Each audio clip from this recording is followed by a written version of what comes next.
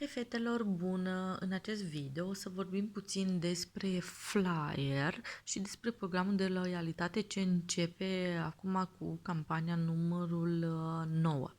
După cum vedeți, avem acest set de tacâmuri din 24 de piese cu un design foarte elegant și cu siguranță au o calitate foarte bine. Este de la firma Blauman. Nu știu, nu am mai auzit de această firmă, dar cu siguranță sunt de calitate pentru că cei de la Oriflame colaborează cu firme care au produse de calitate. Și dacă în campaniile C7, C8 și acum în C9 și în C10 o să aveți comenzi în valoare de minim 450 de lei, puteți să vă luați acest set de tacâmuri în C11 la doar 25 de lei. Dar avem și un program de loialitate mică pentru persoanele care nu doresc să plaseze comenzi foarte mari. Și avem ca și loialitate un parfum, deci faceți comenzi în campania aceasta C9 și în C10 și revină cu o comandă în C11 și o să aveți cadou o să aveți la doar 15 lei apa de parfum Infinita. Este o apă de parfum foarte bună, foarte persistentă și numai bine merge pe această perioadă a verii, pentru că este foarte, foarte lejeră. Așa arată flyerul și, bineînțeles, așa arată catalogul. O să vorbim în alt video despre catalog. Flyerul, din flyer puteți să achiziționați produse doar dacă aveți din catalog produse cumpărate în valoare de minim 100 de lei. Și atunci puteți să răsfoiți liniștite și flyerul și să vă comandați produse din flyer. Eu o să apropii puțin telefonul, că așa o să vedem mai bine ofertele. După cum vedeți, avem pe pagină apa de parfum Incognito pentru ea. Este o apă de parfum foarte apreciată. Eu vă spun sincer că nu am avut-o, la doar 50 de lei. Și dacă o achiziționați, primiți acest poncho la alegere între culoarea alb și negru cadou. Deci cred că este o super ofertă pe care puteți să o achiziționați. Apoi avem și ape de toaletă, de fapt parfumuri, adică avem o apă de toaletă Miss Charming și o apă de parfum. Apa de toaletă este la doar 20 de lei și apa de parfum este la 10 lei, la 40 de lei, mă scuzați. Această apă de parfum am înțeles că este foarte dulce, dar foarte persistentă. Depinde, cui îi plac parfumurile dulci, de ce nu poate să o probeze. Apoi avem apa de toaletă de la Paradise. Mă mir că au scos aceste parfumuri Paradise și pentru ea și pentru el le-au scos din catalog, pentru că să știți că erau foarte persistente și foarte bune. Și avem apa de toaletă de la Glacier. Trecem mai departe la următoarea pagină, unde avem loțiunile tonice din seturile vechi de la Novage. Eu să știți că cred că de câteva campanii au început să bage și gelurile de curățare și tonicurile în flyer și le achiziționez de fiecare dată pentru că îmi plac foarte mult. Și avem aici și o măscuță de la Love Nature cu trandafir. O măscuță foarte drăguță. Avem o pagină dedicată bărbaților. Este săpunul de la Norforman Urban cu cărbune.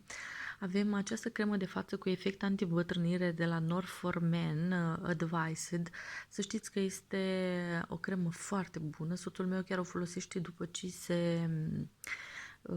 se berberește, nu își mai pune aftershave, dar pune această cremă și place foarte mult, numai că de ceva timp chiar n-au mai băgat-o, am rămas fără și acum când am văzut-o în flyer am zis că o să-i fac stoc, sigur.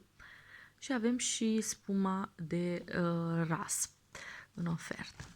Aici avem crema multifuncțională cu castane și gelul de duș, avem un deodorant rolon de la Lucia, un săpunel și setul acesta de la Love Nature cu mentă și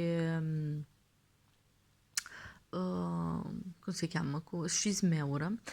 Gelul de duș, care este cu particule exfoliante naturale, este foarte bun. Să știți că produsele de la Love Nature au ambalaje biodegradabile, săpunelul și o cremă de corp. Foarte frumos acest set de făcut cadou și vine exact așa cum vi-l prezintă cu cutie, deci numai bun de făcut un cadou drăguț. Apoi avem creioanele de la The One, Oje, creionul dublul pentru sfrâncene, da, acesta știu că a fost scos din catalog. Avem din gama veche de la Un Color, este de la Un Color, Color Box, gama veche de la Color Box, avem fondul de ten și un creion. Avem de la Color Box pudra, de la Un Color creionul dublu, avem Oje.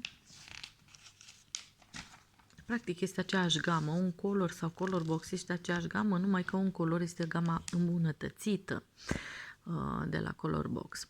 Avem acești papuci de casă foarte drăguți, îmi plac foarte mult, cred că o să-mi iau, șosete, avem pile de unghii în formă de sărbătoare, de Crăciun, papuci de casă, aceștia cred că sunt foarte călduroși, arată foarte bine pe alb. Wow, avem cureaua pentru bărbați, foarte faină cureaua, cred că o să-i iau soțului meu. Și așa pe albastru îmi place foarte mult. Avem acest set de bijuterii cu lănțișor și cercei, un pix care eu mi l-am achiziționat, mie îmi plac foarte mult pixurile, un ceas pentru bărbați,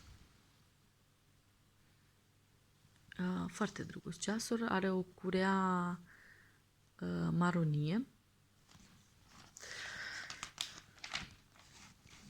Păi avem bijuterii, îmi plac foarte mult, avem cercei aceștia, sunt foarte drăguți, îi am, avem o brățară, îmi place foarte mult brățara, dar singurul lucru care m-a făcut să nu o achiziționez este această piatră care este foarte grea, am înțeles, și nu m-a încântat, dar îmi place foarte mult în schimb brățara.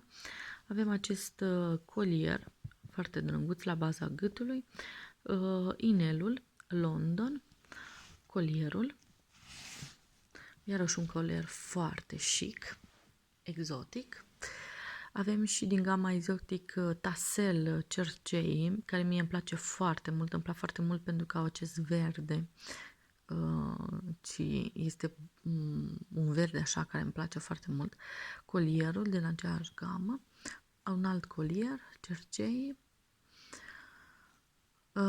colierul Paris cu pietricele, un alt colier. Avem și acest set de bijuterii cu cercei și lănțișor, numai bun de făcut cadou, dacă vreți. Colier Honey Cloud, nu-mi place deloc, vă spun sincer. Brățara Energy, grafic, o am și aceste inelușe le am, care îmi place să le port, numai că le-am dat jos, azi le-am purtat toată ziua. Cercei Drift Delicat, aceștia sunt din anul acesta, cred, din catalogele din anul acesta. Cercei Calm, colierul Amazonia, avem setul cercei Calm Pearl Hop, aveți acestea perline, puteți să-i purtați sau așa simpli, brățara botanică, o am, îmi place foarte mult și acest colier este extraordinar. Mie îmi plac colierele care sunt lungi, nu cele scurte la baza gâtului. Avem geanta sport cu imprimeu floral. Vă spun sincer că această geantă eu nu am văzut-o. La noi în catalog a ieșit doar exact așa, e șarfa. Cred că a fost în altă țară. O geantă din nou foarte drăguț. Avem și aceste genți micuțe, poșetuțe micuțe. Continuăm pe pagina următoare cu genți din nou. Avem acest roller. Cred că este un troller destul de micuț. La banii ăștia mi se pare un pic cam scump. Eșarfele sunt foarte drăguțe de la Oriflame. Îmi plac foarte mult. Și pe ultima pagină avem săpunelul și o cremă de mâini. Un săpunel din aceeași gamă care a fost astă iarnă.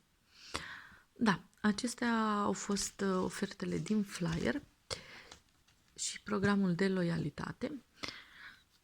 Și o să revin cu video pentru pachetul, cu răsfoirea catalogului împreună.